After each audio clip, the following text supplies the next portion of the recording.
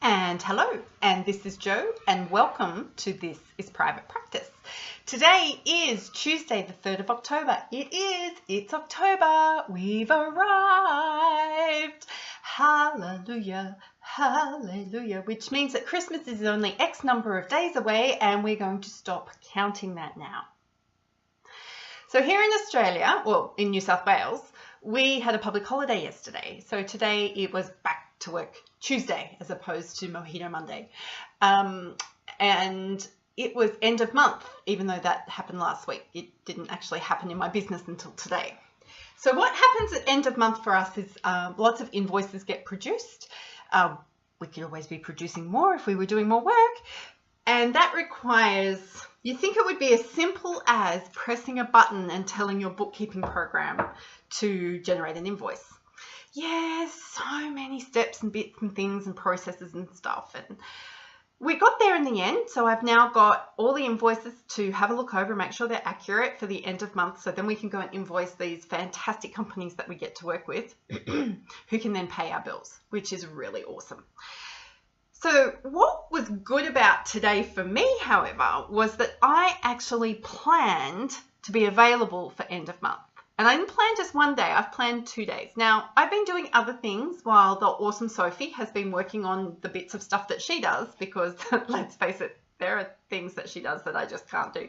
If my screen just did something really weird, I'm sorry about that. Internet. So I have been able to watch her today. I have been able to get a better understanding of how much time things take for her and of the complexities that arise up from having poor systems, poor processes, and too many fingers in the pot.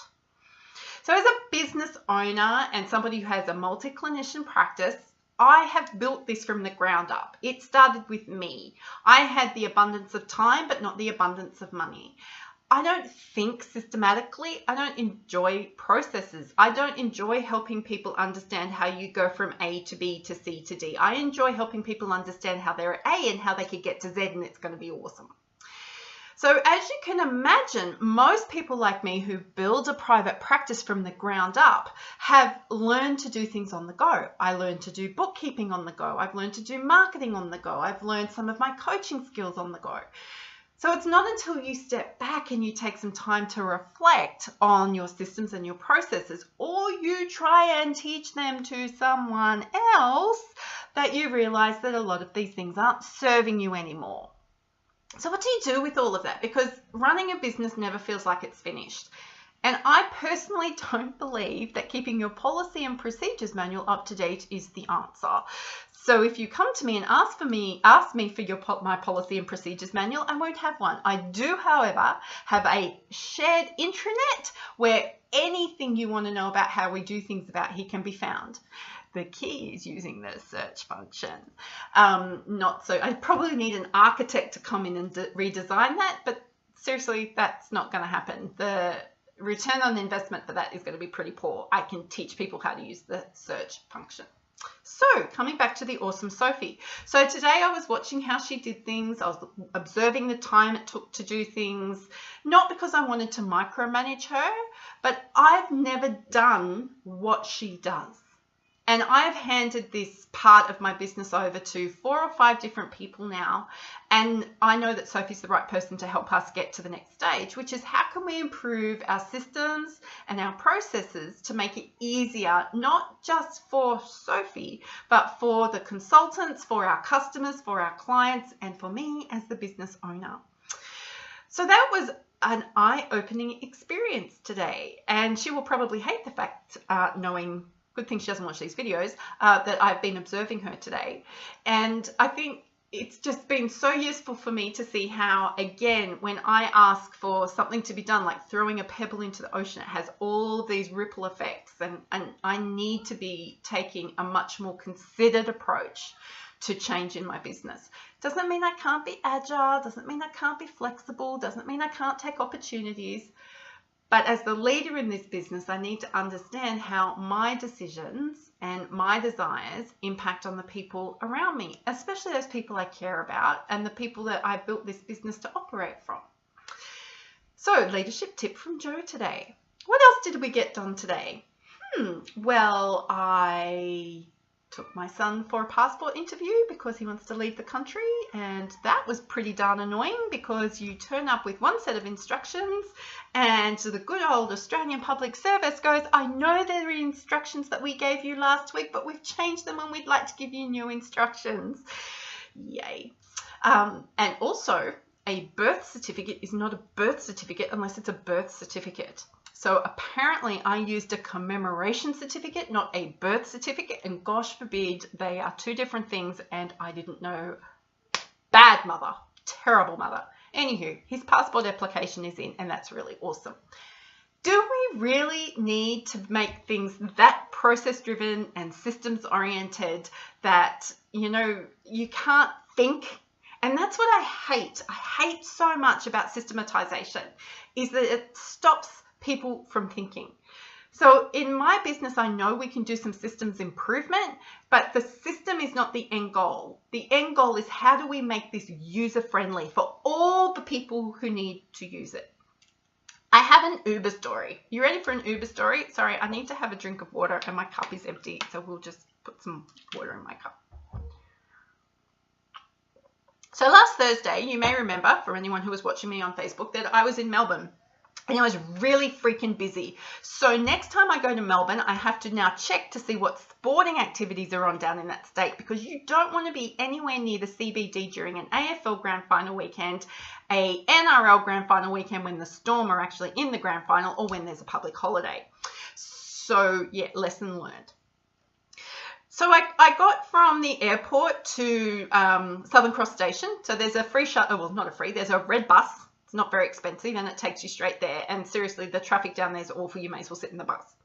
And I then went outside and went to grab a taxi, because usually when you're in Melbourne, you can walk outside and a taxi will pretty much be right there with you. It's like breathing. Taxis are everywhere. So there were 5 of us all together. So with 4 other people, I stood at this taxi rank. And 40 minutes later, we were still standing there. Now, taxis were driving past us. But, you know, it was busy and we were like, okay, must be a really busy, you know, time. We'll just keep waiting, because if you stand in a taxi rank, you expect taxis are going to turn up. We had 3 taxi drivers pull into the taxi bay, wind down the window. So they're on the driver's side, we're on the opposite side, yell at us through the vehicle saying they would only take us in the direction they were traveling if we wanted to go. And they would only take us as far as the taxi interchange. So I didn't know where I was going. So I said, this is the hotel, and he took off because he wasn't going to take me there. We had that happen 3 times. And the third person told me, he said, oh, it's change of shift. So essentially what I then did was taught 4 other people how to use Uber. And we made Uber come and get, and of course that was no problem at all. We had drivers in an instant. We took off. We knew where we were going. We got clean vehicles. We were treated with respect and dignity. Our fare was already negotiated before we got in the vehicle, and I got 5-star rating. Woohoo! So what am I saying about that is sometimes our processes and systems and our desire for efficiency removes us from being effective. And it also dehumanizes us. And I hate that. I hate it with a passion. That's one of my big beefs with the use of big data. Anywho, I want us to take careful consideration this week around what is it that we're doing to improve ourselves, but not at the cost of how we create a customer experience. So I won't use a taxi in Melbourne anymore. I just won't. It's done. That can't have happened 3 times in one night when there was 5 people waiting at a taxi rank. That is just silly. And the taxi industry wonders why Uber is so powerful and why people are flocking to it. So point taken. Uber has systems and it has processes. It has the way it wants to do things, but it's thought about it from a design perspective and gone, how do the users of this service need these systems to work? The taxi industry has gone, how do we become the most efficient processing of people from A to B, and the people get forgotten. We've just become a journey and a button and a number, and we're no longer people. And I don't want my business to be the most efficient. I want us to be effective, but I want everyone who engages with us to have an awesome customer experience. Now, not everyone will, and that's okay. But if my commitment is to making sure that my consultants have a great experience, our clients have a great experience, our customers have a great experience, I have a great experience, Sophie has a great experience, then I reckon that we are so far ahead of the game that our systems and our process will start to catch up. So words of wisdom from Jo today: don't be a Melbourne Taxi, be like Uber. Looking forward to talking to you again this week. Bye.